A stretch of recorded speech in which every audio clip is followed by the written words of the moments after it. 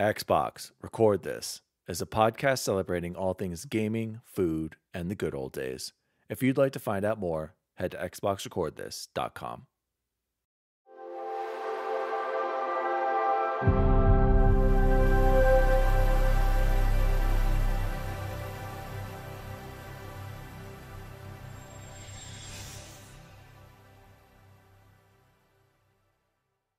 Oh, hello.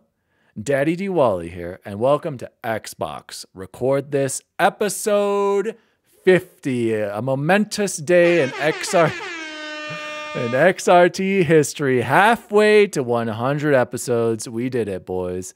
Joining me, as always, the assistant to the co-host, Chipotle Bear. Chipotle Bear, how are you, my friend? I am doing absolutely wonderful, not only because of the huge surprise we have for all of our listeners out there here this evening, but also because in literally 1 day from now, 24 hours, I will be boarding a plane with my 2 daughters and my wife to go to Disney World for 5 days, which is going to just be great. It feels very weird to go like mid-year. Like I feel like kind of a bad parent and not a great employee right now, but overall, very excited to go. And we saved a lot of money by going right now as opposed to summer. So excited, man. I'm happy to be here tonight. Thank you. Very nice. Are you going to have enough time for all the activities? I don't know. 5 days. Are you going to have enough time? I'll tell you, the only activity that I'm really concerned about is filling up my dad cup. I bought this last time we went, and it was so expensive that I'm taking it back to get refills for cheap because I'm too cheap to buy a new one. So I'm excited. Very nice. I'll have to ask you off the air how much this trip is costing you. Unfortunately, gentlemen, Bubble Boy N7 could not be here tonight. His little daughter, who's named Liara, actually, after the character in Mass Effect, by the way, she's sick, so let's just have a moment of silence for Bubble Boy for not being here on episode 50. Okay, anyway, moving on. Joining us, XRT super fans, filling Bubble Boy's shoes for tonight, we have 2 special guests, and let me introduce to you guest number 1. You know him as XbacongamN on YouTube. I finally figured out his first name is Jason. Already don't quite remember his last name. Joining us, XbacongamN, aka Jason. How are you, my friend? Fellas, spring is upon us. Golf season. The courses are opening up. Had a lesson on Sunday. It was fantastic. NBA playoffs are starting. It can't be any better. Let's do this. Very well said there, Bacon. Must be nice to be able to go golfing and have lessons. Can't quite do that these days. Joining us as well, other XRT superfan. Both of these guys, they've been on the show before. They both are #1 XRT fans. You know him as Jbizzle on Xbox Live. Please welcome Justin Anthony Bogus to the show. Bogus, how are you, my friend? Is that your middle name? I don't even know if that's your name. That is. You nailed it. Good job. Yeah, doing well. My spring break, I don't know what's up with North Carolina. We got some crazy schedules with schools, but we just started spring break this week, so it's been a long time coming. Yeah, and our teachers are burnt out and needed this break. So super excited. Cheapo, we did Disney World last year. And so you're gonna have a good time. Our kids loved it. They, a year later, that's all they talk about still. So excited to be here and talk some Xbox, some Elden Ring, and most importantly, food.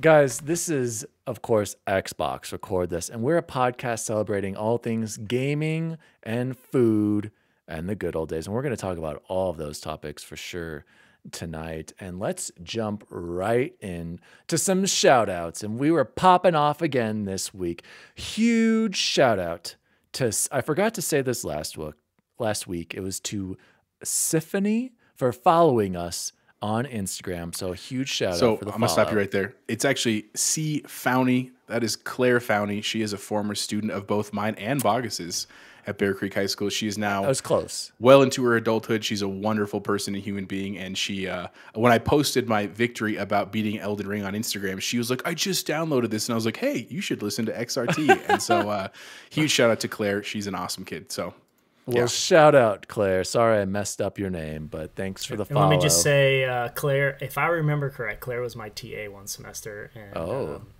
yeah, she's awesome. So must have been a good kid, Claire. Yeah, she's a very good kid. Excellent kid. Good luck on Elden Ring. Update us right into the show and let us know how your Elden Ring journey is going. So here's another shout out, you guys.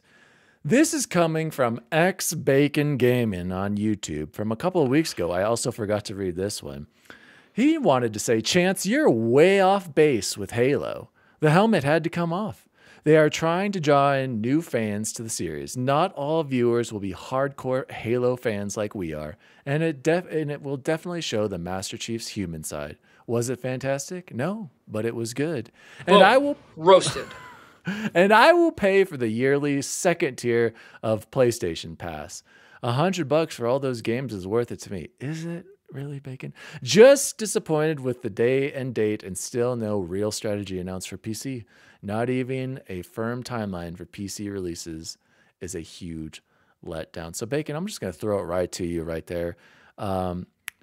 Tell me, do you really need to sign? Tell us why you're going to sign up for PlayStation Pass in addition to Xbox Game Pass.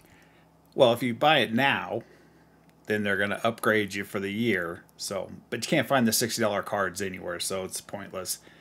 The point is, Returnal, some other games in there that I'm not going to pay for, that I would pay for a year of the service. It's not going to be an ongoing thing. I wish Xbox would give us a yearly option as well, so we could save a little money, but they don't. So $100 for a lot of games could be worth it. But what games do you think they're going to have? That's the question I want to know. Like, I know because I know the Returnal, and I know that like he's God of already War played and the or other. has access to. Well, I But never which ones finished are you hoping Spider-Man. for? Okay. Oh, I'm hoping for Returnal more than anything, but I could probably go buy that for $30 right now. So it's, yeah, no, I get it. But we have to pay for PS Plus anyway to get our cloud saves. So the whole Sony setup is maddening to me, and so I probably won't buy it because I was scrolling through Game Pass again today, and I'm like, so much crap to play, and So many great games to play. yes, Bacon, so many. well, yes, there's just a lot of games. I'm overwhelmed. Yeah. So we'll see when it releases. Probably won't get it, but I probably won't have my PlayStation when it comes out. So there's that. Got it. I'm going to come back to you and Bogus in a second for your second point there, or your first one. This is another huge shout out to Jbizzle on episode 49 of YouTube. Jbizzle wrote, Sekiro has at least 3 different endings that I know of.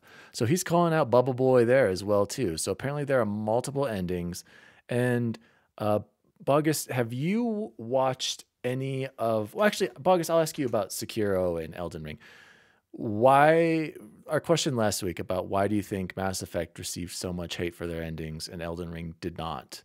Do you agree with that? Do you understand? What are your opinions on the whole ending controversy? And were you satisfied with Elden Ring, or were you just like us and be like, I have no idea what's going on. I don't really care. I'm just playing this game to have fun.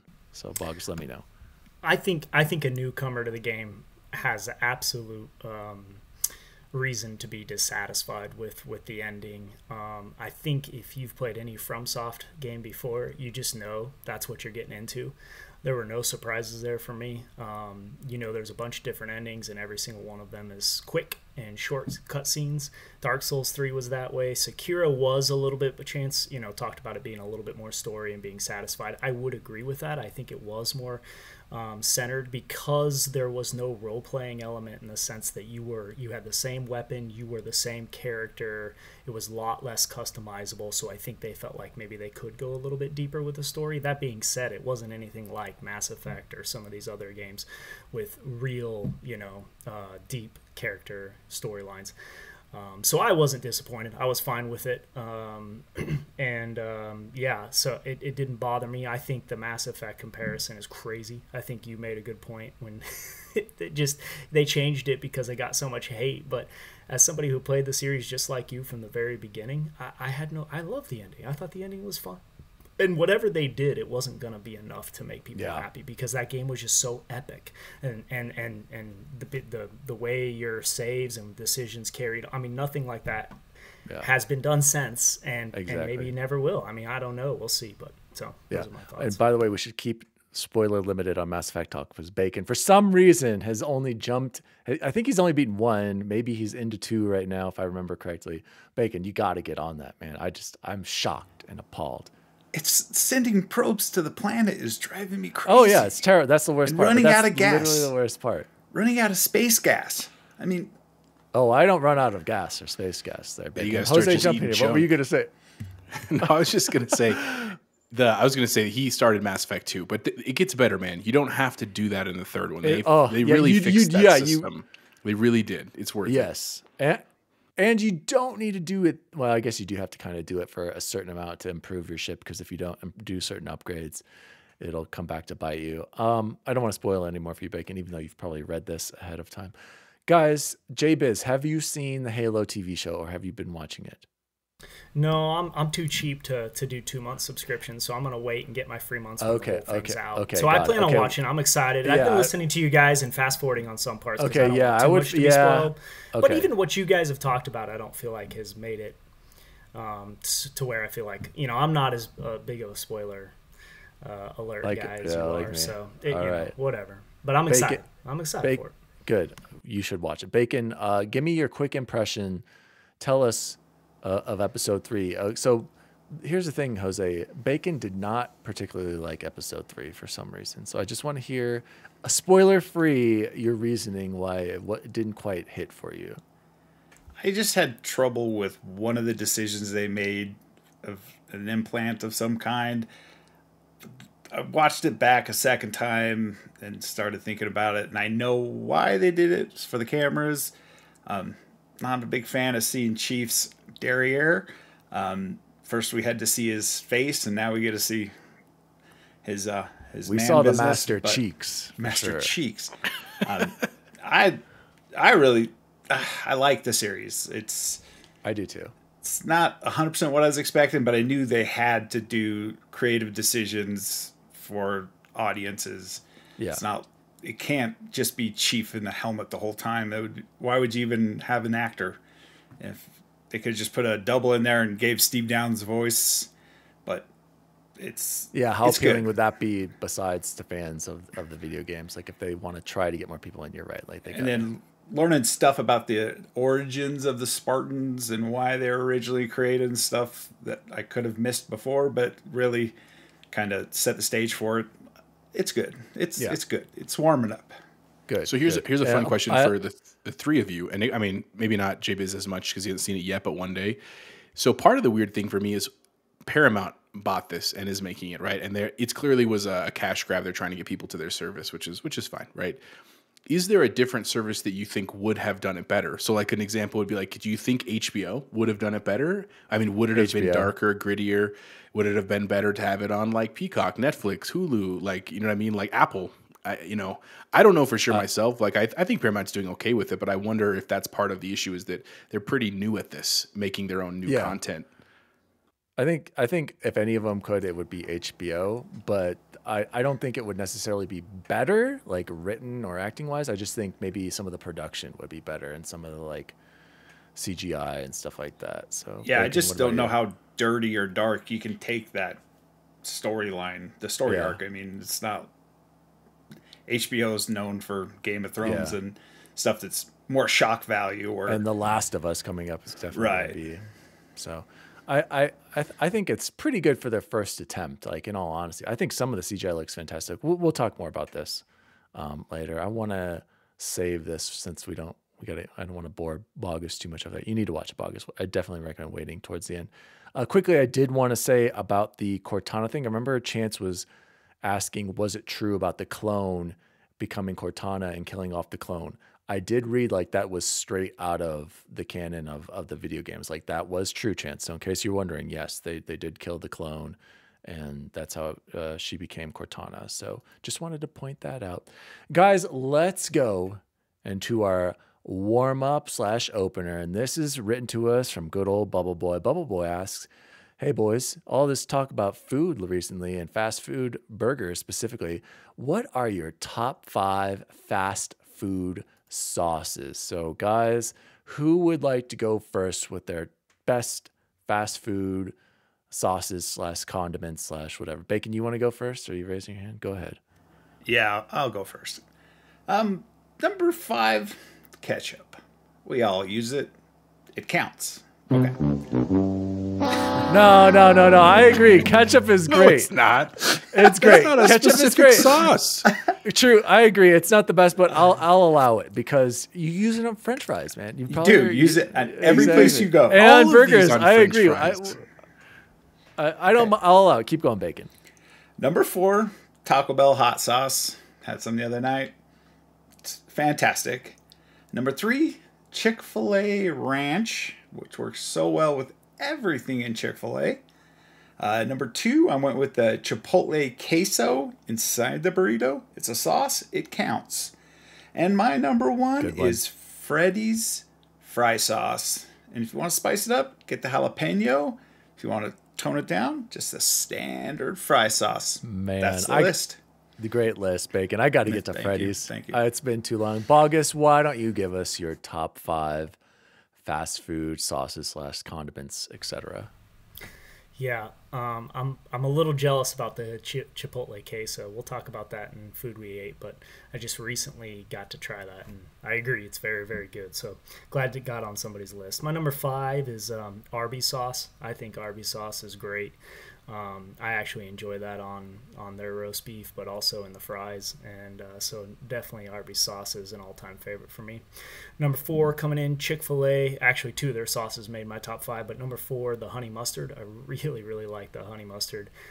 It's pretty much so my go-to. If I can't make a decision, it's just I pretty much so go to the honey mustard. So, and then number 3, a little bit of a sleeper, but McDonald's sweet and sour sauce. I really like their sweet and sour for some reason. And I don't know why. It doesn't taste like other people's sweet and sour. It's pretty much so just sweet and not sour, but I like it. So that's my number 3.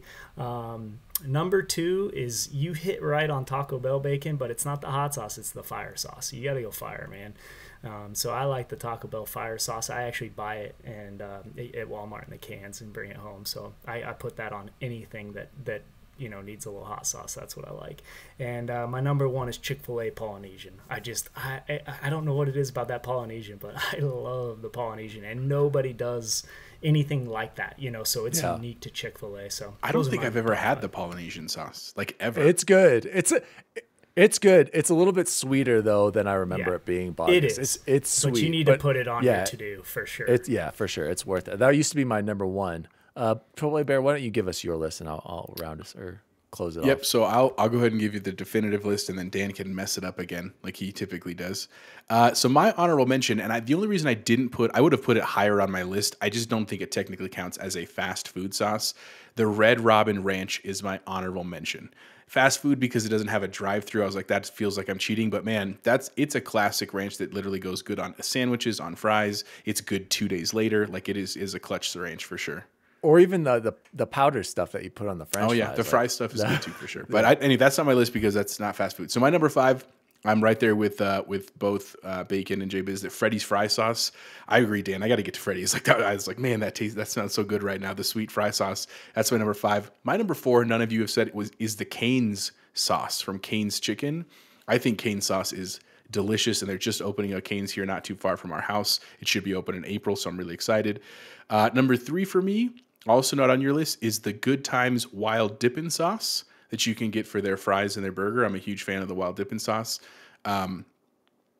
Number 2, Chick-fil-A sauce, like regular Chick-fil-A sauce, not the ranch, not the Polynesian, but I like Chick-fil-A sauce. And my number 1 is the Taco Bell hot. Now, I respect Bogus with the fire over there, but the hot sauce is so good, and we are the same way, Bogus. We buy it at Target. We buy the bottles of it, and literally during the pandemic, could not be found.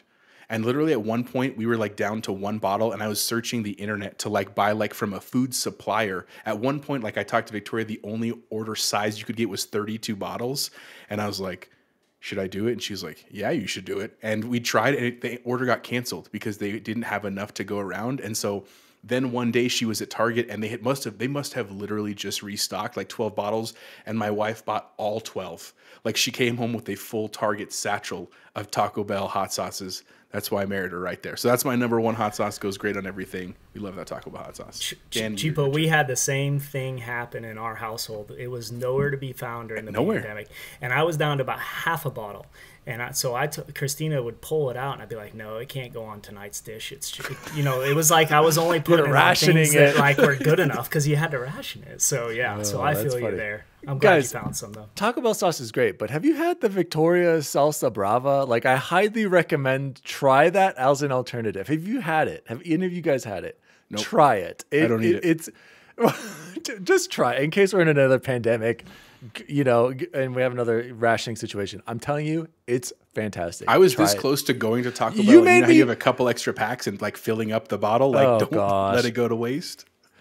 Jose, you made me try that devil spit. I'm making you try the salsa brava. Okay, Victoria's salsa brava. To give it a whirl. And let's move on to my list, you guys. Jose's list. You know what? I have to say, all of ours we have a lot of similarities, and that says a lot about these sauces because they're just that good. So Jose's list was not the definitive list. He is incorrect. Yes, it was. You already knew that was coming. Number 5 for me, and this is a new one, and I had to put it on there just because I recently had it. Almost thought about honorable mention, but it's really good. Had it on the new BK Whopper Melts. It's called the Burger King Smacker Sauce. It is worth your time. Even Jose was saying how delicious the Smacker Sauce is. So give it a whirl. That's my number 5. Number 4. Jose and Bacon are right on this one. It's the Taco Bell hot standard Biz. I don't need fire sauce. I don't want to have to, I want to be able to taste my other food. I don't want it to be ruined by the hot sauce. Number 3, I'm right there with you, Bogus, sweet and sour sauce. It doesn't matter where it's from Wendy's, Burger King, McDonald's, they are all delicious. I remember, shout out to Jeff Baxter. He turned me onto this in college. He's like, what do you get with your nuggets? I was like, I don't know, honey mustard. And he's like, dude, try sweet and sour. Blew my mind. It's just, even the kids love it now. So sweet and sour. Number 2, Freddy sauce. I got to get back because every time I go, I'm like, holy crap, this is incredible. And now Bacon's saying try it with jalapenos. I can't imagine. So I'm definitely gonna have to go back and try that. And number 1, hands down, without a doubt, I'm shocked that more of you had this on your list, Chick-fil-A sauce. Chick-fil-A sauce is literally the only reason I like Chick-fil-A is because of the sauce. The chicken's fine, it's good, but I found out the reason why I go there is just to put Chick-fil-A sauce in everything, and now you can buy it. So Stelling, why do I even need to go to Chick-fil-A if I can just buy it and dunk my McDonald's or Burger King or Wendy's nuggets in classic Chick-fil-A sauce, the GOAT. So thank you, Bubble Boy. I'm so sorry we didn't get to hear your list, but next week we'll make sure and hear your top 5 sauces because I know this was incredibly important to you. But wait, to clarify with Bacon's point, Bacon, is it jalapeno fry sauce? Like it's a spicy version, or do you add jalapenos? Like clarify that for me. It's a spicy. It's a specific. Have 2 containers. Oh my gosh. One standard and one has jalapeno. The more you know. I wish Freddy's fries. I'm going tomorrow. I'm going tomorrow. I figured, Dad. I'm going to get a text tomorrow of his lunch. Oh, yeah. Okay. Yes. It's a pro tip. You heard it here first. XRT. Exclusive. XRT. Oh, yeah. Let's go into the main topic for the night. We want to celebrate episode 50 with a celebration of, frankly, just a game of a generation right now. We are going to give our official XRT review of Elden Ring. And I think Jose is trying to find something epic to play along. You're not going to do the Nope, definitely not going to do that. Well, look that up and we'll do that at the end. Guys, I want each of you to give me just your quick XRT rating scale. And I'm gonna amend it right now, Jose. This is our new XRT rating scale that we need to use from now on. It's worth your time and money. That's the highest rating we can give a game. Worth it at this much. And then we say what we think the price is in the middle, and then not worth it at all. Because I remember before it was like worth your time, worth your money, not worth it at all. I think people might be confused. Worth my time? It's not worth my money, so throw it all together. Yes, this is worth it both. And then the middle, it should be play $20 for this, something like that. So right off the bat, just very quickly, Chipotle Bear, what was this game? What is it on your XRT scale? So just to clarify, we're all resident gamers here on the show, but I am the amateur truly when it comes to the gaming, where like Bubble Boy platinums and thousands and thousands literally every game he plays. Dan buys games for multiple systems just to replay them and get them again. I'm the guy who, like, I played it once and I'm like, that was rad. Next game. On that scale, still just to keep in mind, absolutely worth your money, absolutely worth your time. Like I think I sunk about 70 hours by the end of my playthrough.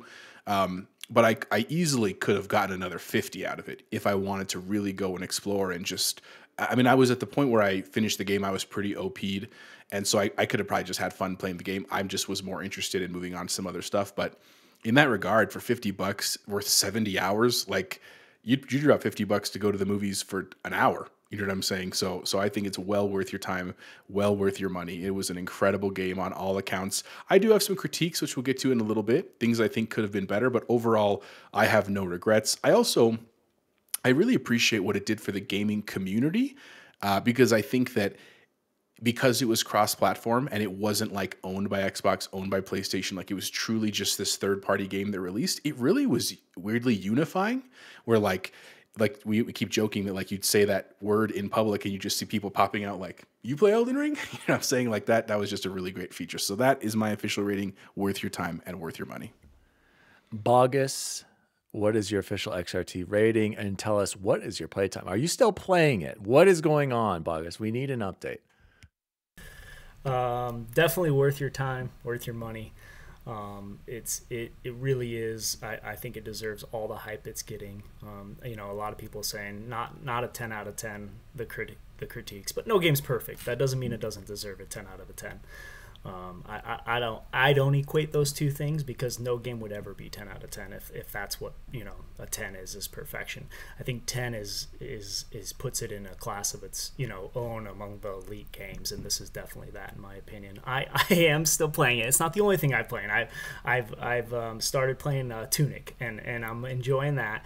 But my playtime is, I have on one character 189 hours on one character, and my second character I'm now about 25 hours into. So I beat the game 3 times like Chance did. I did 3 different endings, got my 1,000 out of 1,000, and then I never did a blood build samurai. So I was like, you know what, I'm gonna do a brand new character from scratch and just play until I'm ready to move on.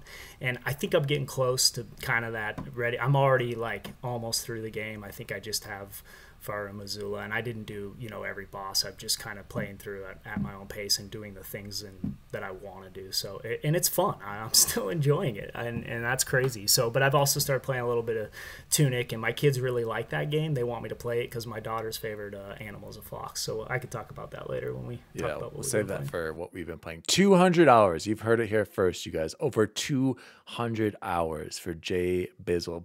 But to be fair, Bogus is a huge From Software simp. He loves all of these Souls games.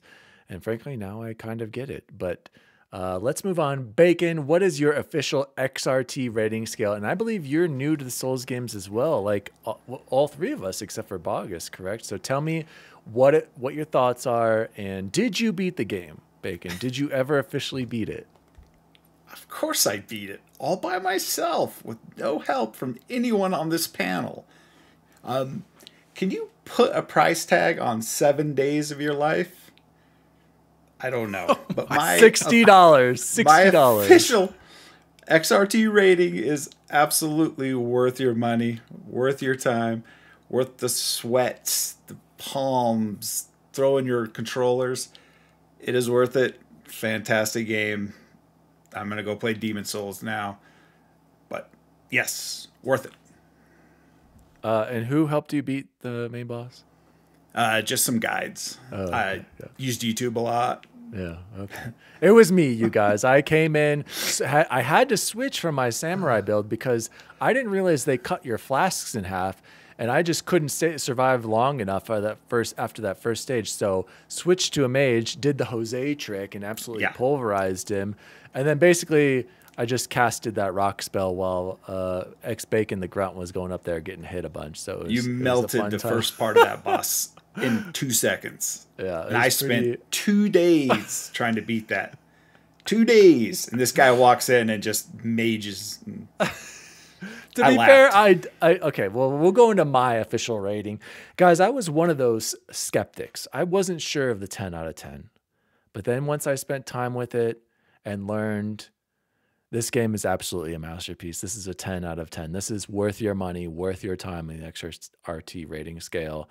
It's so good, you guys, that after 100 hours and 1,000 out of 1,000 on Xbox, I went and bought it again on the PlayStation 5 and got my platinum trophy. And then get this, I did it in 38 hours. I'm pretty proud of that, you guys. And I ended up at like 150. So it's not like being a mage. So my first one, samurai, bleed, dominated, got some great weapons. Then I switched to the mage.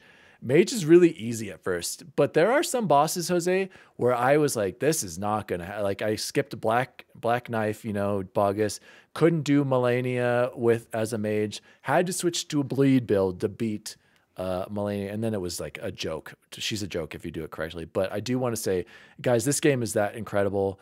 The sense of scope, the discovery, I enjoy the combat. I don't think it's the best combat, but it is satisfying. The bosses, overcoming things like Bacon said, the moments of true fear and stress at points. I was raging playing on my PlayStation 5 because I didn't have the back pedals. And there are moments where I was just trying to, because I can't take my thumb off to roll and everything. I was raging just because I was fighting the control. So all of you guys out there playing without paddles, I have no idea how you did it. Shout out to Cordy Morgs. Cordy Morgs also got 1,000 out of 1,000, and I think he played on a normal controller. So props to you. Game of the generation. Jose or Bacon or Bogus, where do you kind of want to go next with your thoughts on the game overall? Is there anything you specifically wanted to point out or talk about? I guess Chipotle Bear, should we go into a little bit of the cons right now that you? Let's do that first. Because I'm interested in hearing. Well, you asked for our quick reviews, so why don't we do the compliment sandwich, right? So most of us loved it. Let's do some critiques, and then let's finish off with things that we did love, so it doesn't seem like we're just hating on the game. How about something like that? Yeah. Well, then, let's go into a little bit of critiques. I already kind of expressed mine in a previous episode, so I don't need to rehash that. Chipotle Bear, let me hear yours, and then I'd really be interested in hearing Bacon after that, and then close with Bogus, since Bogus is the one. Does he even have any critiques, you guys? Because he's an Elden simp. Chipotle Bear, what was the main thing that you how you would critique the game besides the lack of story and guidance, which I didn't really care about in the end? Yeah, and I didn't even put that on my list. I know we talked a lot about that in the last episode, but the reality was by the end of the game, I didn't care that there wasn't a story that I could remember because I did enjoy playing it so much. And I didn't make my own story, but it's something where you could just as easily like pretended to make up your own story to get through it. So that didn't bother me. The big critique that I had was that I consider myself a pretty A-type person in my day-to-day life. Like I like being organized. I like having lists. I like structure in what I do. And I do like that to spill over to some degree into my gaming. And I didn't like that element of Elden Ring. Not that there was no map. I actually didn't mind that as much, or like the objective thing. I didn't like that there was no like checklist of who to go. Like that's really all I would have been fine with. Like if it was like, look, there are 8 bosses that you have to hit that are important. This is just their name. And like where they're located, even if they don't tell me where that's at in the world, just to give you, because the problem with the way they did it for me was that I felt like I was missing something unless I chose to literally do everything. And I just didn't have the time to commit to that right now. And so by the end, I felt like I was like settling. Where like I'm just gotta get to the end, and I used a guide to get there, and I know I'm missing other whole sections of the map and stuff like that.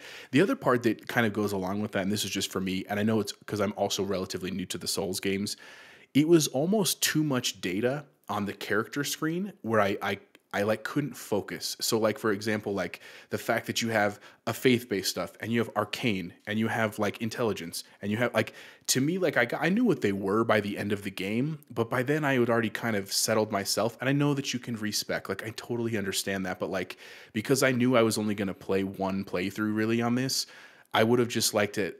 Maybe more tutorials is what I was looking for, just to like explain to me why I would want arcane versus faith versus intelligence. And again, I think some of that would come if I was more of a From Software like veteran, if it makes sense. But that was just my critique. It was almost too much data on that screen, and like when you change like when you'd level up and you'd see like 3 things change, I couldn't like process in my head is that better than this other option? I just kind of was like, we're going to go with that and moving on.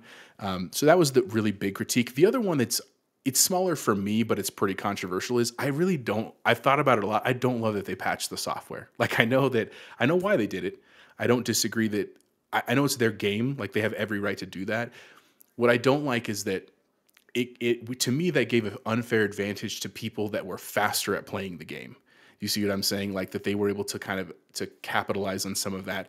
And I know some people will argue with me like, but don't you want to beat it on its true setting? And I'm like, yeah, maybe. I don't know. You know what I'm saying? I think a lot of people were really upset about the mimic tier thing. And again, I didn't even get the mimic tier until after the patch. So that didn't affect me. But if I was the creator of it, I would have just said like, wow, that's incredible that people have figured out how to get through all the hard work I did. Like, good for them. It wouldn't make me say, fix it, like shut them down kind of thing. That's just me. So otherwise, those are really my only two things. And again, the bigger one is more the A-type conflict I had. But other than that, I do still think it was a great game. I still think the developers had the right to change it. I'm with you. I told you they have the right. I'm with you guys. And to be honest, like there are still other broken weapons, and I think people severely overreacted to that. And in all honesty, like reflecting on it and beating the game again, like it's not the big deal breaker. And the mimic tier, I remember, they just nerfed its attack power. It still lasts just as long. And again, that's the whole point of the summons, was to be there as a distraction and to be there for a long time. My mimic was always there and always survived. So for the most part, I did want to say I kind of agree with you on the information. It is an overload. And not only that, like some really important things, if you don't look it up, you'd have no idea. Like Boggs was like, how many talismans do you have? And I was like, 1 or something or 2. And he's like, oh, go talk to that one girl and she'll give you another one. And if you never went to go get your summon bell from what's her face over the shirts, like that's a huge part of strategy in the game. So that I kind of agree with. So Bacon, let's hear any critiques that you have. And then I'm going to ask Boggs a question here in a second. My main critique is the implementation of the multiplayer. Having to have flowers to craft fingers to craft. I had to go flower farming 3 times on that final boss. And I kept telling you how many I had left. I'm like, I got 2 more shots.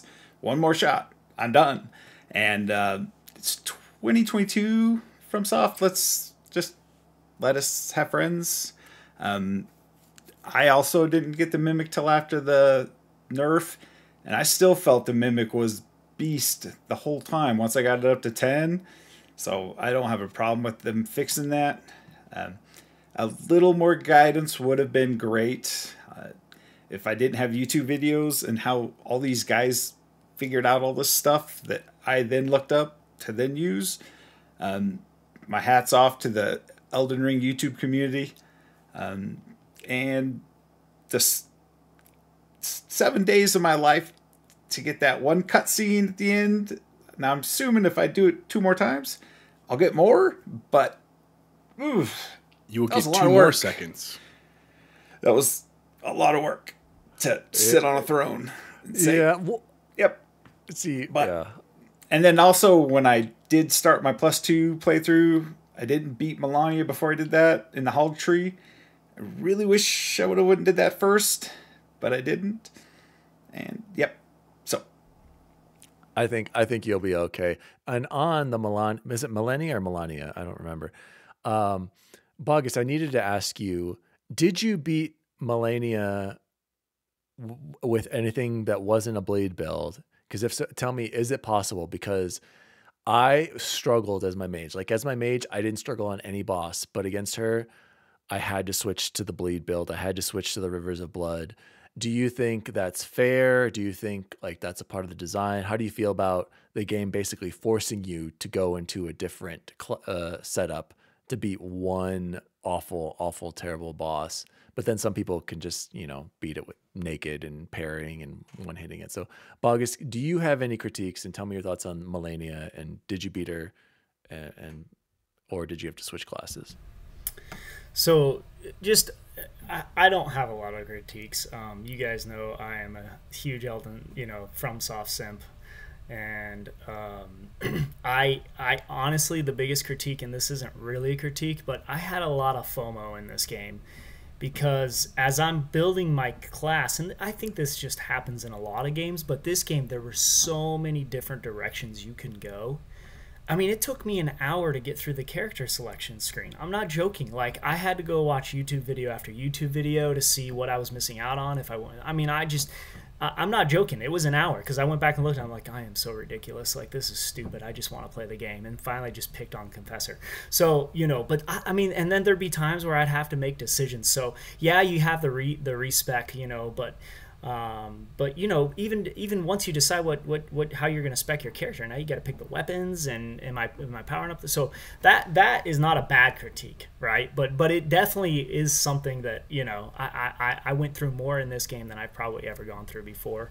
And I would definitely say, you know, and I was on Xbox, but there was still some load in screen, you know, and some frame rate drops that I noticed.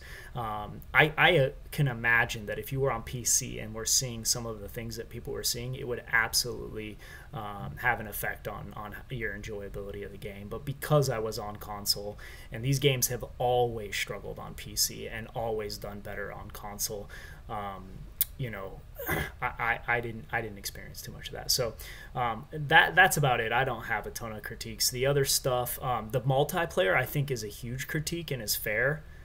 I got to be honest, in all the games I've ever played, I've never done one thing on multiplayer. The only thing I did was to get to the Mogwin Palace, you know, where the chicken farm is. I did that, you know, that thing where, and I literally would just go into somebody's world and I wouldn't even press a button. They would just come up and destroy me. I'd go grab a Coke or, you know, a beer or whatever. So I just haven't done the multiplayer, but I absolutely agree with you, Bacon. I mean, it's 2022.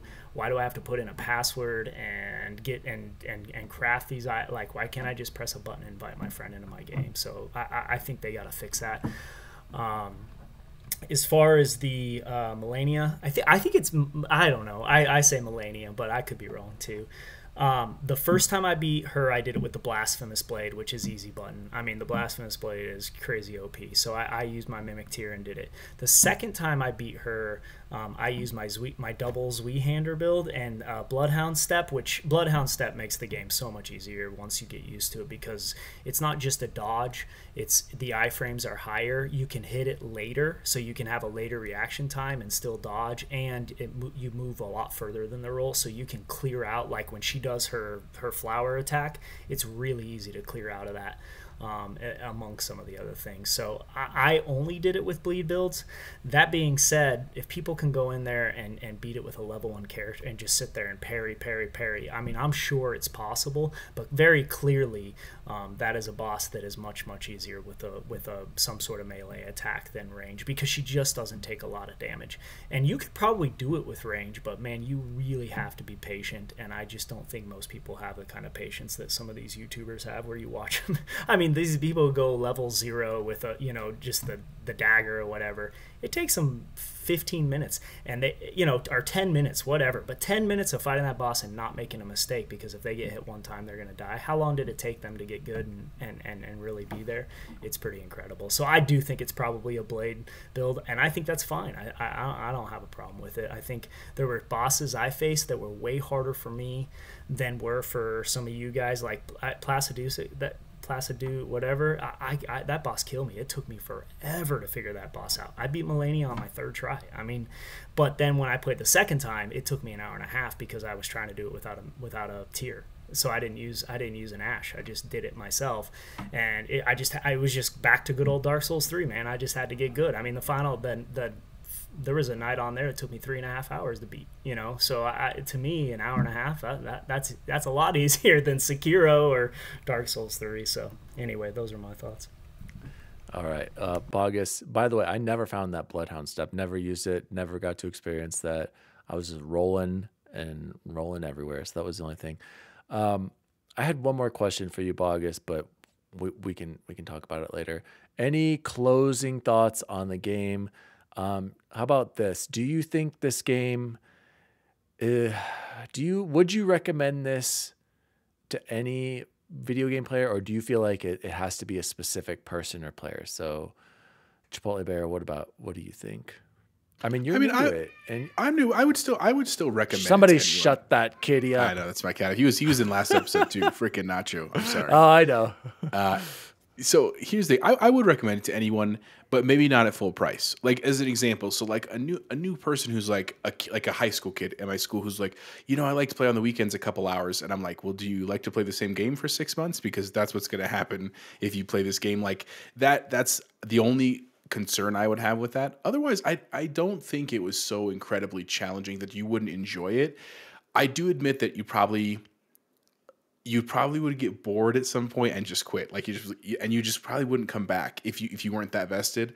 But again, I still think it was great. Just real quick before I pass it on, just a couple of quick, real positive things I did love about the game that we haven't mentioned.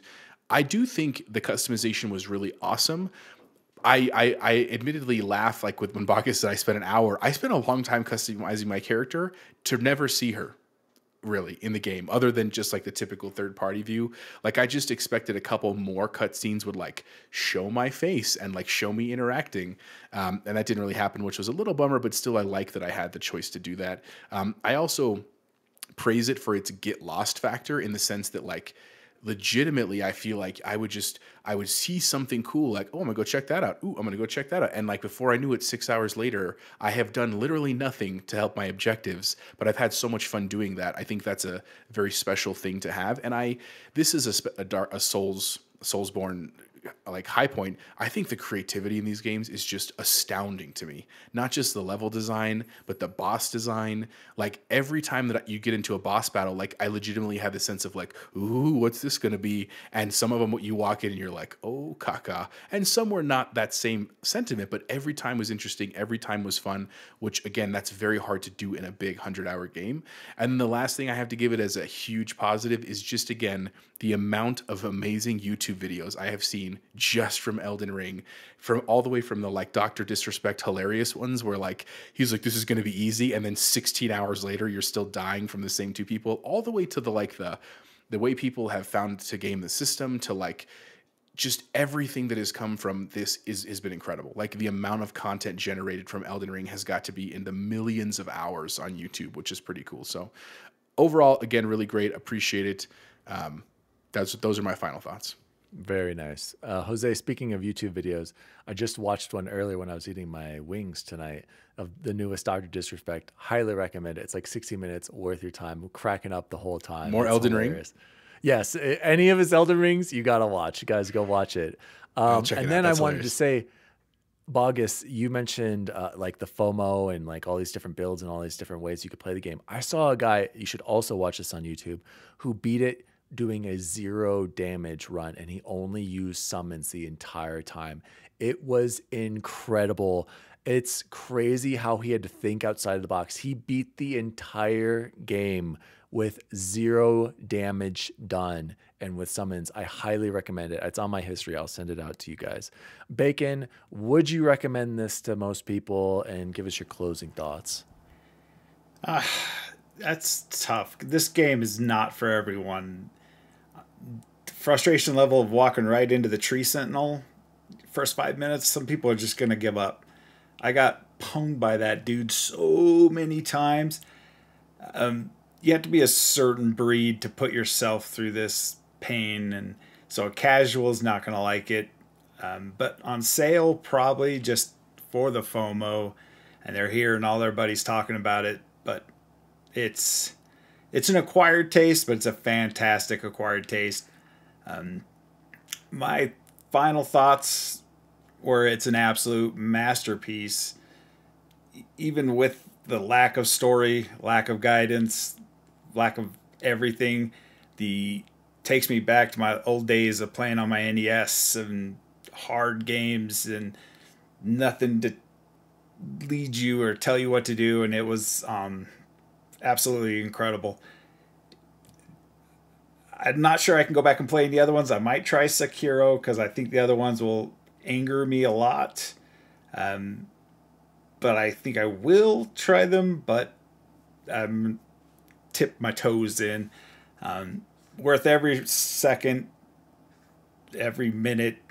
Just getting in parties with my boys and we're talking about where they're fighting, what they're doing, and they're like, no, you need to go get this, you go get that. Next thing you know, I'm on YouTube and you can hear it come through my mic, and they're like, oh, I watched that video yesterday. I'm like, so fantastic game.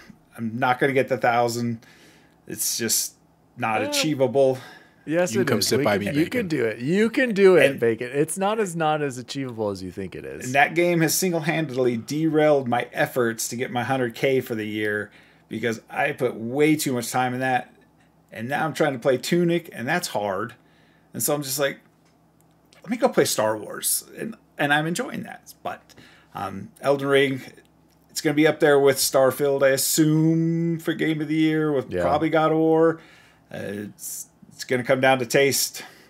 All right. So, Bogus, closing thoughts on Elden Ring. Did it deliver to all of your hype? And just what would you closing thoughts on the Elden Ring?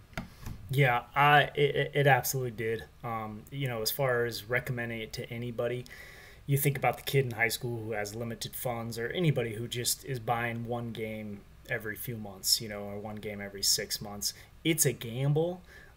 I say it's a gamble worth taking for most people, because if you do get into it, it's going to be unlike any game you've possibly ever played, depending on how long you've been gaming.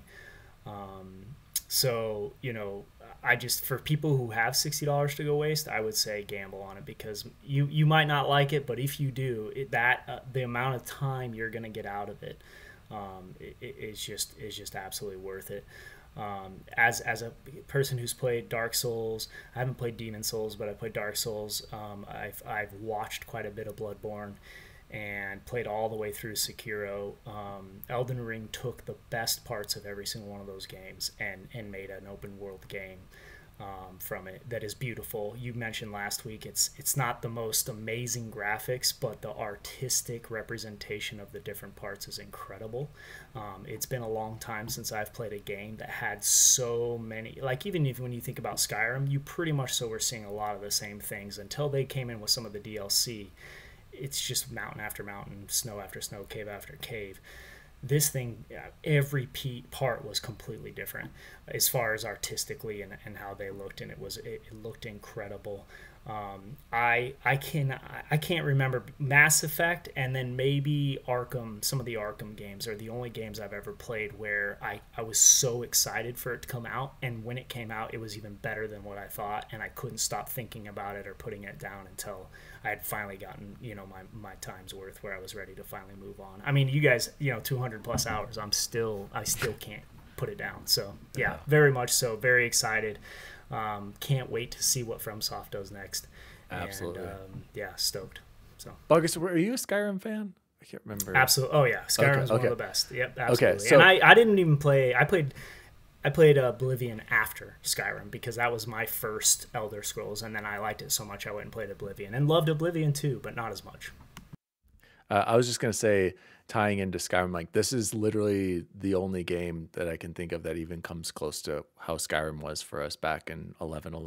Like, I can't, as much as I love Mass Effect, and that's probably still my #1 all-time favorite franchise, like, the way that this game has just took everybody by storm, and like Jose said, all the memes, all the content, like, literally this is the second coming of Skyrim. So I feel bad for Starfield and other games that are gonna have to come after this, because I don't know if it's gonna compete, but who knows, maybe it will. As far as my overall rating, overall thoughts, guys, I paid $60 for this on Xbox. I paid another $60 on PS5.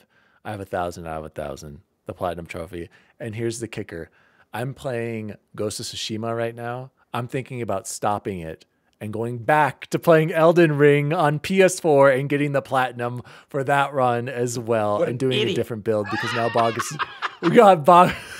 Bogus has me so excited to do the heavy build with the 2 whatever weapons you were talking about. So now I'm like, do I go back to Elden Ring? So that should say something, you guys. Get Bloodhound Step. You got to get Bloodhound Step. Yeah, I never had Bloodhound Step, so I don't fun, man.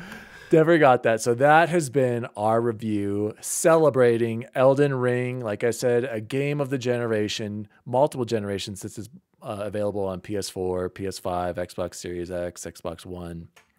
What a fantastic game. Gentlemen, let's go in to some news topics, and we're going to kind of do quick news topics. And this first Xbox news topic goes straight to XbacongamN. And this is coming from Kevin Zune over on the Xbox Wire. Kevin Zune is actually the creative director of Young Horses. Bugsnax available April 28th with Xbox Game Pass and PC Game Pass. Hey, Xbox fans. I'm Kevin Zune, creative director at Young Horses, and today I'm talking about Bugsnax.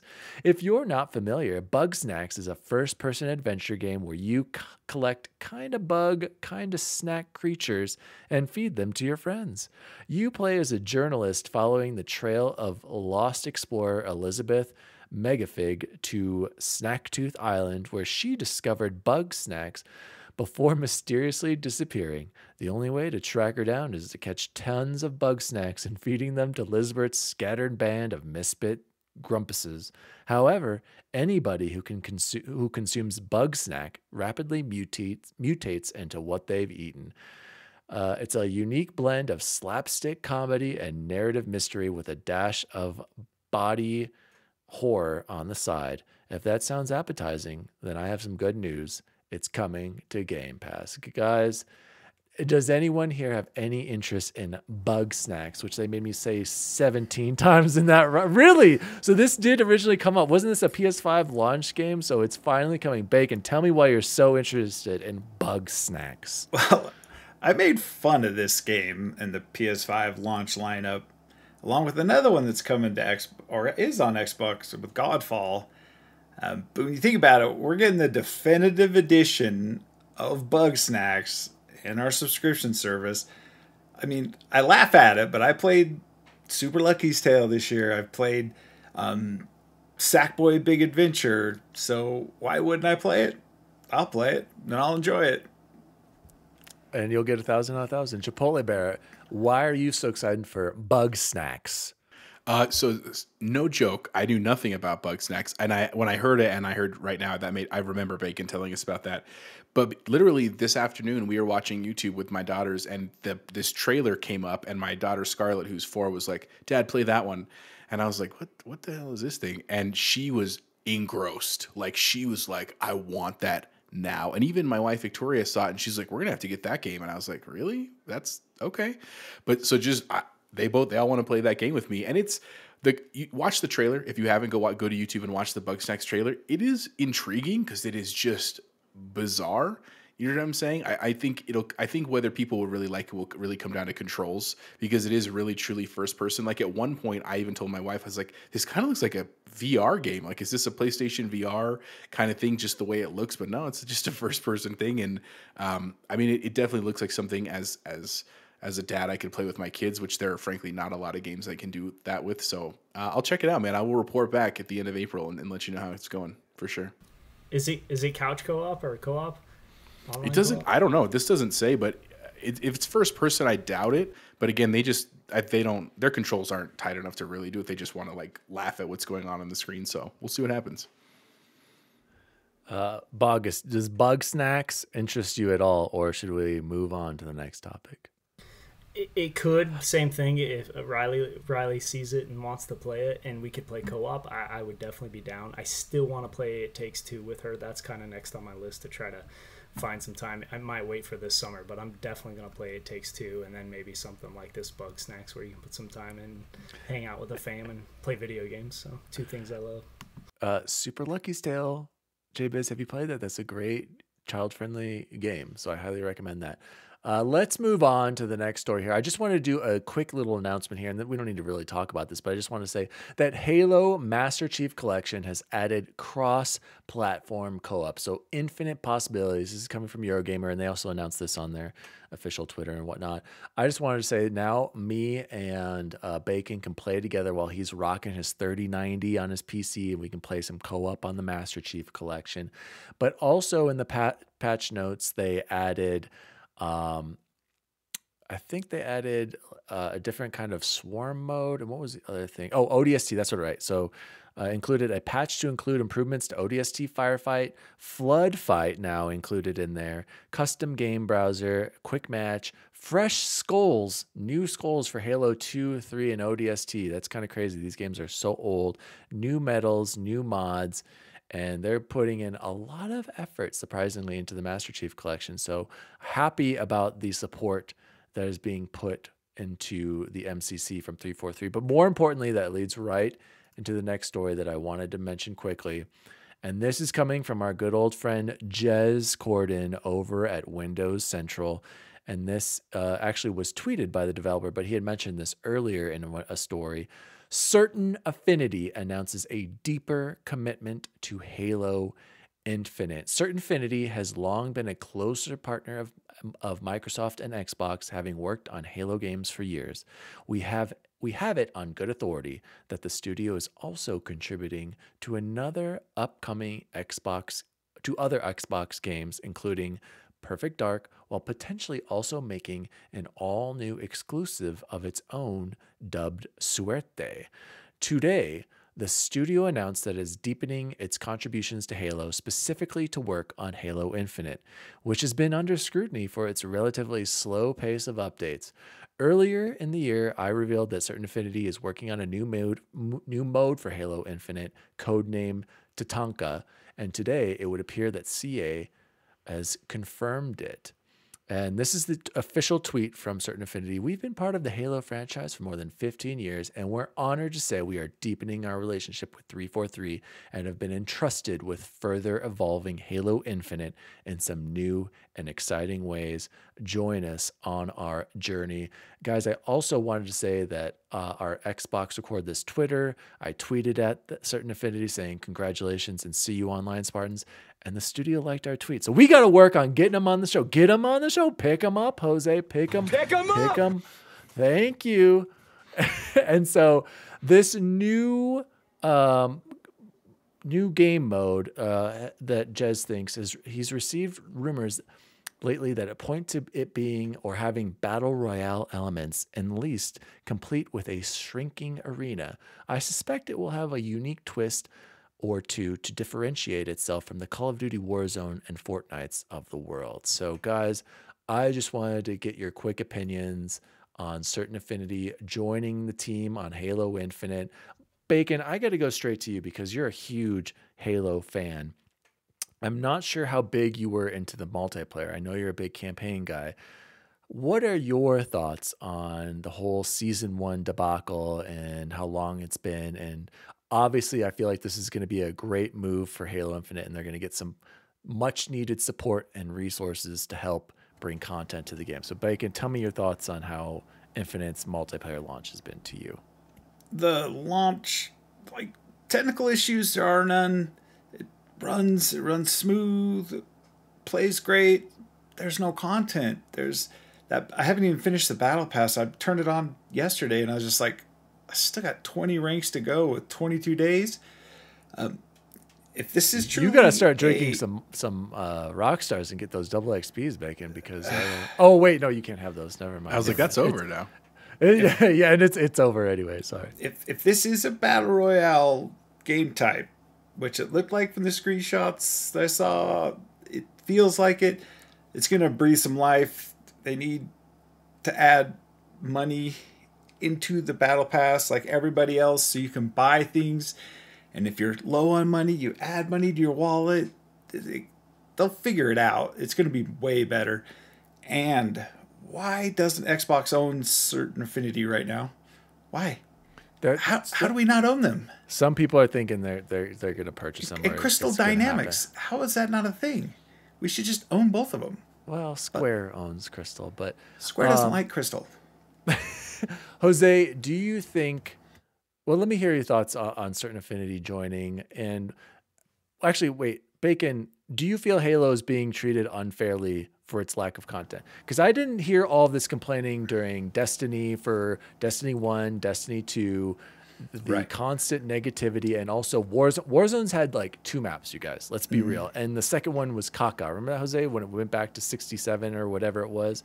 Barely did anything. So yeah, why let me hear your thoughts on that. They're getting a bad rap from the PlayStation community, who don't even have multiplayer games told up on a shelf. They want to attack whatever they can. They're going to attack it.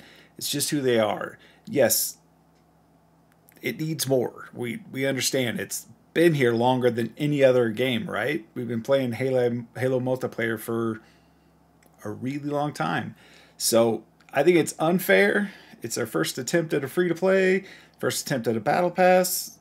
They'll figure it out. They're getting attacked by ponies. It's not all Sony ponies. I know. Chipotle Bear, does this excite you in any way, the Certain Affinity collaboration? Or are you still like, I'm just ready for season 2 and I'm going to see what improvements they've made and, you know, just go with the flow? Oh, I'm very excited. I mean, on lots of levels. So like one, I totally agree with Bacon that like this definitely is leading towards a potential buyout of Certain Affinity to add it to the Xbox family. And I just, listening to some other of our fellow podcasters talk about other, like basically that acquisition season is not over, is what I'm trying to say. That I'm sure there will still be buyouts of companies to come in the coming months. I think that war is just barely starting, to be honest with you. Obviously, it's going to come down to money because that's just not infinite, even for Xbox and Microsoft. But excited. I do think it's interesting that Certain Affinity is coming on board to help with like 3 major projects. Like that just seems a little bizarre to me. Like I'm not mad about it. I'm not critiquing it, but if they're helping with Perfect Dark, Halo, and this other Project Suerte, like that's a lot, right? And I don't know how big Certain Affinity is, to be fair, but that seems like a lot of work. You know, in terms of the Project Suerte thing, like I never played Monster Hunter, but it definitely seemed like something up my alley. I just never played it because it's been mostly a PlayStation game. And so I'm curious to see what that is. You know, I trust Jeff Grubb and his ideas about what it is, so that could be really cool. And then in terms of the Halo thing, very exciting. I love all things that they're trying with Halo. I would like to see them get a little bit experimental. You know, I think a battle royale could be really fun. Couple concerns though. One concern is that while Halo lends itself really well in some ways to that format, it is really currently lacking in a couple. One is like camouflage. And I don't mean active camouflage. Yes, I know you can be invisible, but like in Call of Duty, my go-to move is hide in a bush. That is literally my go-to move in that game, and just don't move. And hopefully people run around you and you snipe them. Like that's what I do. You couldn't do that in Halo. Like you just literally couldn't do that. Another thing think about when the ring gets down to like the last 20 guys, everybody's on their stomach crawling. That's not even a move option in Halo, right? So I agree with Bacon. I'm sure they will figure it out. They're very smart people, and maybe they have something just a little bit different to make it unique. But those are just some initial like, what would it look like in a battle royale where you couldn't crawl, you could only kneel down, and what if there weren't bushes? Like, is that fun? Is that hard? I don't know. It's very interesting. There is an example of that. It's called Fortnite, and it's in third person. Also, I just need to put this out there, guys. We do not all play Warzone like Chipotle Bear here is described. Some of us are out there getting in the action, getting kills, and his name is DaddyDWALLY. Okay, let it be known I'm not a little bush Wookie at all times. I have to say this for those dubs a couple times. Okay, like almost double digits. You can't totally knock me. I'm just saying that's again not of all. I just need to point that out there, guys. Not all of us are bush Wookiees hiding and being sneaky cacas. Okay. Bogus, do you have any interest? Are you going to join us back in Halo once this new season launches? Because I'm excited. I need a change of pace too. I'd like to get the gang back together. I'm excited for the new season. I do wish they had more maps. To me, guys, they should have had 2 arena maps and 2 big team battles. I don't think that would have been too much to ask. And I think a lot of the complaining would have stopped. But hopefully certain affinities can help with that. Bogus, let me know. I agree. I think more maps is always going to make that game better. I like the prospect of a battle royale mode. I hope they go some different route with it and don't try to do the same old thing, and I think they will. Even if it's a bust, I think you got to try to break out from the norm if you're going to stand out. And if they do have success, then they have something to build on going into, you know, I mean, it's a live service game. So this is what you do with these games is you try something. And if it doesn't work, you fix it. And if it does work, you build upon it and make it better. And that's why Destiny continues to have success. That's why Fortnite, I know Fortnite feels like the same old game over and over, but they're doing something right because people still play that game like crazy. Now they have this no build mode where you go in and you can't do any building. And that, some people love that, some people hate it, but they're trying something different. And I think that's the big thing. And so bringing on help, I know very little about this developer, but I think bringing on help from somebody who's reputable, which I know they are, makes sense, and I'm excited to see what happens. And absolutely, I'll be ready to jump back in. I'll probably eventually buy that battle pass, and then I'll have to get to level 100 on that. Yeah, it's not too hard, as everyone said. You could have, both of you, Bacon and Bugs, could have easily gotten to maxed it out. I did want to say, I got mine. Oh, Mine's maxed. Oh, good for you. Yeah, good for you, Bugs. Bacon, get it. You need to get on Halo after we get done here and put on your double XPs. I wanted to say quickly, Bugs, this studio has worked on a lot of previous Halo maps before, some of the best that people have argued, and they've also worked on stuff for Doom. So they have a pretty good background and portfolio of games that they've worked on. So I'm confident. And like you said, I think Halo just has a phenomenal foundation, and they're only going to build on it. I know people want more, and I think maybe that's why everyone's very frustrated, is that it's such a good game at its core that they just want more. So, and I love the idea of a giant map where I can zip around as unlimited zips, right? Give me unlimited, just let me go zip around. That would be cool. That could be fun, you know? Yeah. Having it's kind of like rockets mode shot back in the day, where everybody just had rockets, and it was just a freaking mayhem across the map. If everyone had unlimited zip lines, it'd be like Spider-Man, Spider-Verse. It'd be awesome. Yeah. It almost be. That's why they have it though on a cooldown, and you only have 3. It's like it would be too much, but it would be sick. Maybe Forge will bring stuff like that, because people will have game type modes where like unlimited grapple shot. Guys, great discussion right there on the news. Let's close the show. I forgot the good old days. I forgot. Well, this is kind of ties in. So we are going to talk about the good old days right now, and this is also coming from our boy Bubble Boy and 7. Rip Bubble Boy. Bubble Boy asked, "Hey guys, actually, was this you, Jose?" No, it was me last episode. Is because we mentioned it was something. I was like, "Ooh, that'd be a great topic." You introduced it, yeah. Bring it up. So one of the things we've done this forever in our friend group and now in XRT, and we always talk about fast food reviews. Like that's just, we as we have gotten wiser and older, we try not to be as. We try not to make as many poor choices with our diet, but we still enjoy fast food. We still enjoy the crazy things, the commercials, and it's a pretty common thing for us to review. But one of the things we talk about sometimes are things that we have loved that are no longer on menus, right? They're discontinued items at fast food venues over the course of our entire life. And so that is our topic today, for us to choose our top 5 discontinued food menu redacted items, or food redacted menu items. however you want to say it. And it doesn't mean that all these, like, people didn't like get sick from them or get hurt from them, but for whatever reason that the restaurants have stopped serving them. So yeah, let's start with Bogus, Bacon, Chapeau, and then me, because I got to go after. I need to hear everyone's, because my list isn't quite full yet. So Bogus, start us off. What are your 5 or whatever amount of items that were taken off the menu too soon? You just admitted you don't have 5 yet, so whatever you do not call it the definitive list, okay? As long as you're willing to admit that it's not definitive. So I have let's see. I got 6, so we'll call the Burger King tenders is just a kind of an honorable mention. Burger King used to have those long, skinny tenders, and they were good. And then they got rid of them, and they started doing some, They were good. They tasted good. So those are honorable mention. Number 5 is KFC's potato wedges. I don't know if you guys ever had back when they had potato wedges, but they were good. And now they do the fries, and their fries are good too, but those potato wedges. I worked at KFC in high school. That was my first job. And I would get those. I ate so many of those stupid potato wedges, man. I love them. So that's number 5. Number 4 is McDonald's apple pies. Man, McDonald's apple pies used to be so freaking good. I love those things. They'd come out of the oven, and they were really, really good. So that's number I didn't 4. know that they stopped selling them. That was news to me when I saw that too. I can't find them anywhere. Yeah. Interesting. Yeah. So they made a healthier version. The fried apple pie is gone. Yeah, the fried apple pies was the best. Number 3, I don't know, this is way back. Taco Bell used to have something called the beef Mexi Melt, and it was amazing, and loved it. And it was I can't even describe it, but it was cheese and tomato and beef, and I think that was all that was in it. But it was melted cheese. It was really, really good. And they got rid of that, so I definitely miss that. Number 2 is the I don't know if you guys ever had this. It was a limited time only at KFC, but they had this thing called the Double Down. Does anybody know what the Double Down is?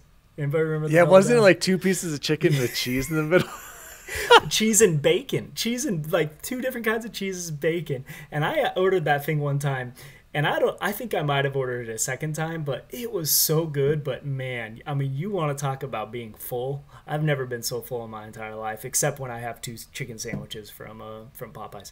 So it was awesome. So my number 2 is the KFC Double Down, because I will always, I mean, it's not something that I want to go order every week, but it's something that when I had it, I remember having that and being like, yeah, I finished that sandwich. Didn't have any bun, nothing, just two chicken patties. So I love the Double Down. And number 1, DWALLY, this has got to be on your list, is loaded grillers, man. It's just loaded grillers from Taco Bell is got to be number 1. Which one's your favorite though? The potato one, the one with the I love that potato one with the had the sour cream, the potato, the cheese, so freaking good. And we went on spring break. We had a long road trip, and we ate so many of those stupid loaded grillers, man. We stopped to Taco Bell at least 4 times in like 4 days, and got those loaded grillers. So that's my number 1. Bros Bash 2014. Bacon, what are your redacted menu items that you wish would come back? I'm going to start with my honorable mention, the McRib. It's out. It's in. It's out. It's in. Just either be here or out. I mean, so number 5 is the Arch Deluxe from McDonald's. It was good. It was like a fancy burger. I felt like I was going out, but I wasn't. Number 4, Jbizzle, the KFC wedge fries. They were awesome. And again, I have the fried apple pie, the unhealthy one. My number 2 is the Taco Bell waffle taco, the breakfast menu. So good, so bad, same time.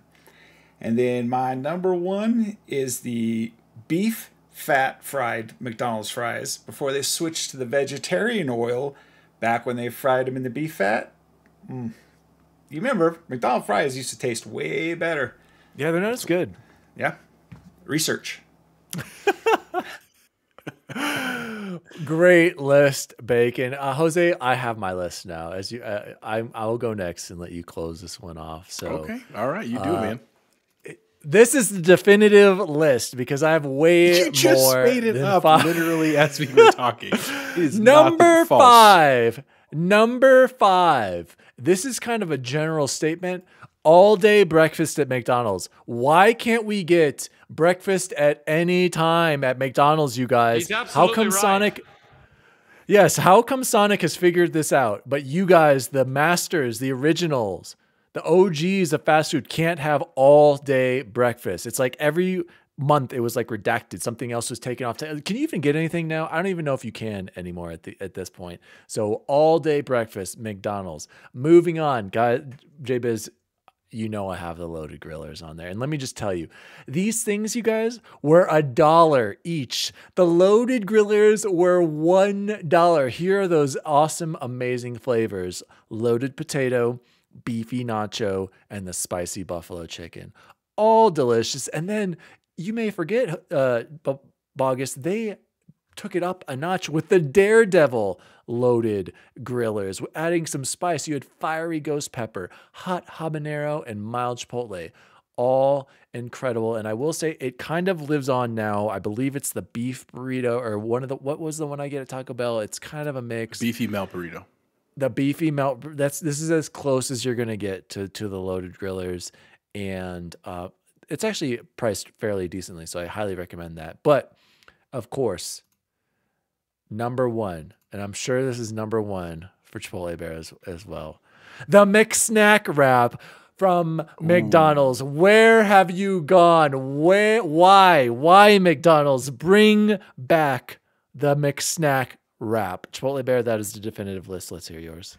Okay, for the record, your definitive list had 3 items on it. No, I had 6 loaded grillers. I had 6 different loaded grillers. That's a bunch way of more caca. than you don't 5. Get to count that. Okay, My honorable mention is not actually a food, but it's something I wish they brought back. It is the McDonald's branded Happy Meal toys, like the little chicken nuggets in the box and the Hamburglar and Grimace and like the Fry Guys. I want to see that revitalized for this generation of kids so my kids can know. That's just saying. My number 5, though, of food is indeed the loaded grillers. I actually didn't love the potato one, Bogus. I'm sorry about that. But the buffalo and nacho, I love those. And same thing for $1. I mean, literally for $6, you could eat like a king. Like where you're like, I don't even want this 6th one. I just ordered it because I got excited when I was ordering in the drive-thru. They were so good, and I'm definitely bummed. I'm sure they were losing money on them, which is why they discontinued them. And Dan is absolutely right. The beefy melt is delicious at $2. Can't beat it right now. My number 4 is actually one that no one mentioned. It is the Dairy Queen Crunch Coat.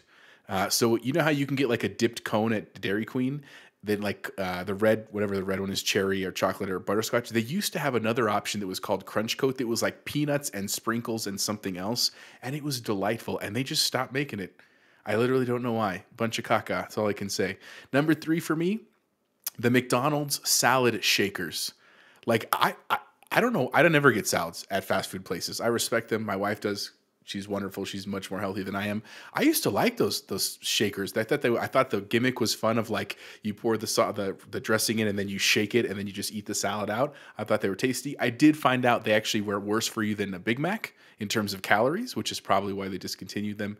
But again, got to respect the innovation. My number 2, the chili cheese Frito burrito from Taco Bell. Which is a lot like the chili cheese burrito now, except they literally put regular Fritos inside, so you got that extra crunch. It was like 89 cents. I know they were making money on that. I don't know why they stopped making that as well. I hope they bring that back one day.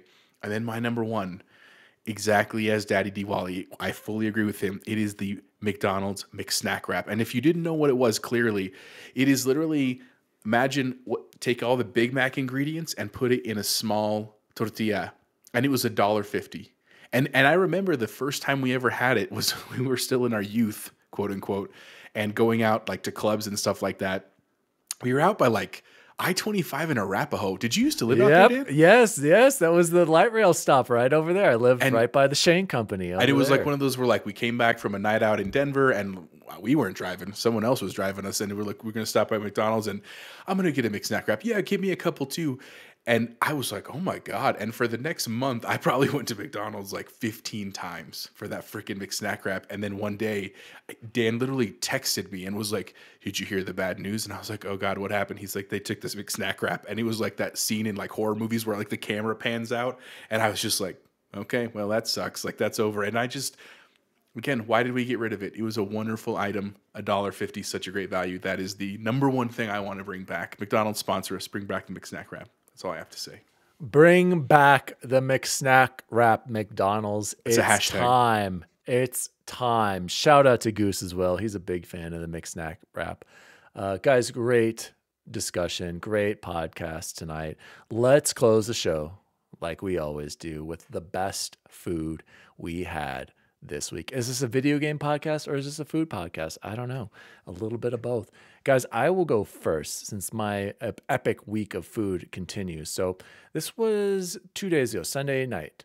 I had the BK Whopper Melts. I got all 3 flavors for my meal. Guys, I highly recommend the bacon one, the jalapeno one, and then the standard one is just, it's okay. But the other one, definitely worth your time and money. Then yesterday, shout out to Orion Sushi over here off of Kipling and Jewel. I got my spicy grill roll, my dynamite fried roll, and then spicy edamame, you guys. When you get edamame, make sure you get the spicy kind. It is delicious, especially at Yard House. That is crack cocaine at Yard House. And then tonight, I had Buffalo Wild Wings, and not only did I get my standard mango habanero and Asian zing, the top 2 flavors, mango habanero number 1, of course, I tried the Doritos, what is it? Flaming hot nacho cheese flavor of the, it was, I was shocked too when I saw it, but as soon as I walked in, I'm like, of course, or no, it was on the website when I was ordering. I was like, of course I'm going to try these. I have to say, unless you're a huge nacho cheese Doritos fan, That would be the only reason to get it. I felt like I was just eating chips and a little bit of chicken in there. So I guess if you love nacho cheese, it was good, but I expected a little bit more spiciness. It's way up high on their ranking of hot sauces, and it was not that spicy at all. So that has been the best food I had this week. And guess where I'm going tomorrow? Bacon. Let's go to you. Where do you think I'm going tomorrow, Bacon?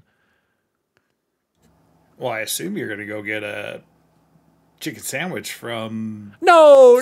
Freddy's got to get that fried sauce. Good Freddy's. Freddy's! Yeah! I'm going to Freddy's tomorrow. What was the best food you had this week, Bacon? Well, I've had Taco Bell for the first time in 2 years.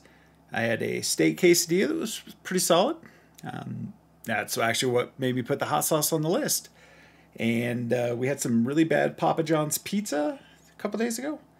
And had Freddy's last week, so my doctor's not going to be happy, but my taste buds have been happy. So I always get the hot dog and the hamburger from Freddy's. They have hot dogs? Yes. How did you can not get get a hot dog bud? and a burger? Because I always got the burgers and the sauce. Like I was just that obsessed. Yeah, they have hot dogs, and it's on a really good bun. It's like a toasted bun. It's like Texas toast, and they just fold it. Oh. It's awesome. So I'm going to go get 2 of each tomorrow. Great list. Bogus, what was the best food you had this week? So I mentioned it earlier, but since I moved out here, the closest Chipotle is about 45 minutes away. So I had not had Chipotle since I moved out here. And last week in Cary, I met somebody for lunch, and they're like, hey, let's go to Chipotle, which is where I work. And I didn't realize there's a Chipotle that's about 7 minutes from my work. And so I was like, well, we definitely got to go. So I had their chicken, what's it called? The pollo asado. Oh, man, it was awesome. It was so good. I had some of the queso, so I got a lot of the things that I have not been able to have. Did you do the DaddyDWALLY standard? The double chicken, pollo asado?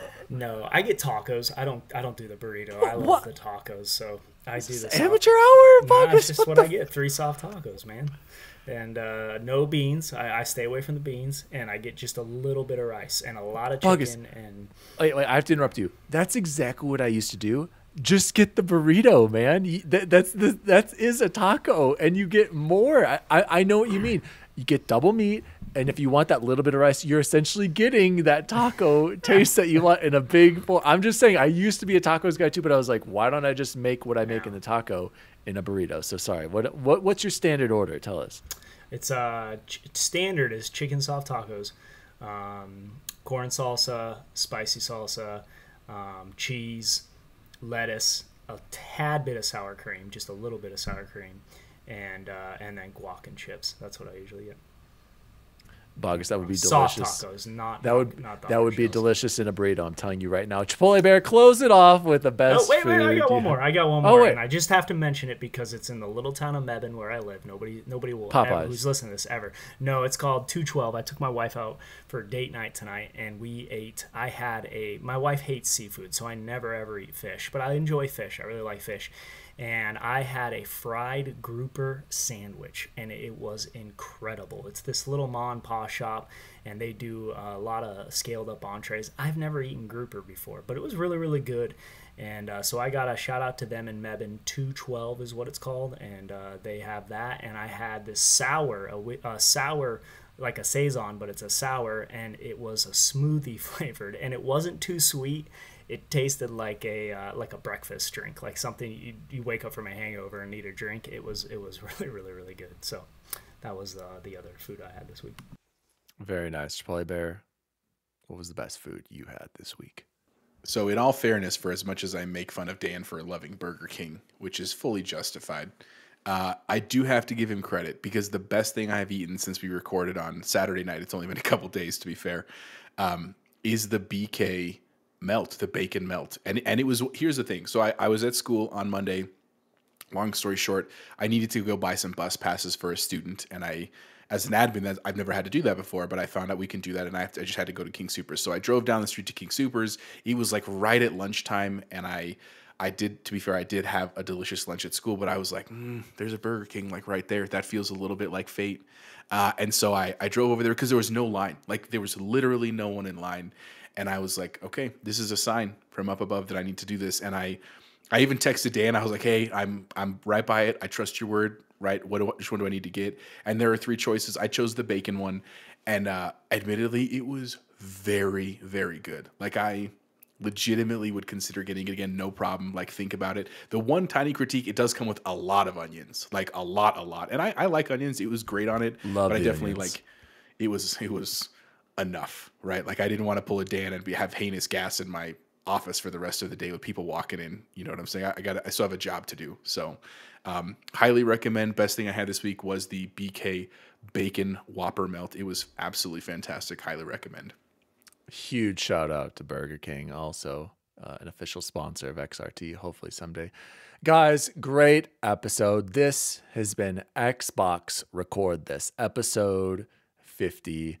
My name... Hey, DWALLY. Yes. I just had to chime in and just tell you guys how excited I am for you to hit episode number 50. Thank you so much for having me on, and I'm excited to go back and listen to episode 1 where you monologued it the whole way through. But you guys come a long way, and 50 episodes. So I just wanted to really quickly on air say congratulations to you guys, and as a guy who's listened to every single one, I'm excited to listen to the next 500 hopefully. Oh, well, thank you, Bogus. That means a lot. Also like to congratulate you guys and thank you for having me back. Episode 1 was rough, the solo cast. I got through it, but thanks guys. I really appreciate it. Well, thank you, Bacon. And you guys are welcome back anytime, of course. You guys are the stars of the show as well. I love reading your shout outs, and I appreciate all of the ideas and content you give us. So thank you, as always, for being here. And hopefully, yes, the show will live on forever. And if I die, you guys continue the show, and you can pick up Bacon and Bogus to be on the show. Chipotle Bear, I give you credit. Bubble Boy, he can stay at home since he's sick. Guys, my name is DaddyDWALLY. You can follow me at DaddyDWALLY across all social media. You can follow the show at Xbox Record This across all social media. Please write us an email. Send us in that reader mail. Bogus, Bacon, I expect something from you every week from now on. And our email is xboxrecordthis@gmail.com. Bacon, where can people find you? You can find me on Twitter at XbacongamN. My YouTube is XbacongamN as well. Xbox Live XbacongamN, and same on PS Network. So. And Bogus, do you want people to find you, or are you like Bubble Boy? Even more of a hermit than Bubble Boy. How he is in real life, that's how I am on social media. And Chipotle Bear, where can people find you? You can find me on Twitter at Chipotle_Bear. You can find me on Instagram at Chipotle Bear.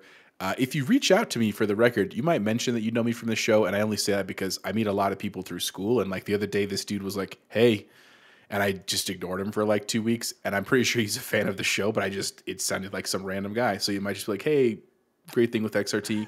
Well, I have the platform, just really quick, do want to thank Bacon and Jbiz not only for coming tonight and celebrating 50 with us, but also for the interactions. The way I like to think of it, as when I was a teacher, there was nothing more awkward than like when you're trying to talk to the class and interact, and you're like, what do you guys think about that? And you just hear crickets for like 16 minutes. Especially first period. But I kind of didn't mind it because I was like, I don't care if you guys are sleeping. I'm asleep too. So anytime we hear from fans, it always feels like more of that interaction, that back and forth, which we love. So if you're a new fan, always feel free to write us. If you're one of our greatest fans like Bacon and Bogus, always welcome. Thanks again, everyone. And to the next 50. And here's to 50 more. Guys, I do want to have one more dedicated, quick shout out. In a few days here, it will be my wife and I's 5th wedding anniversary. So I just wanted to give a shout out to Allie. Allie Walensik, I love you. Thank you so much for everything you've given me.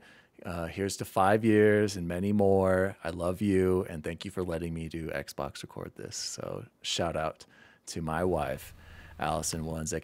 As always, Xbots.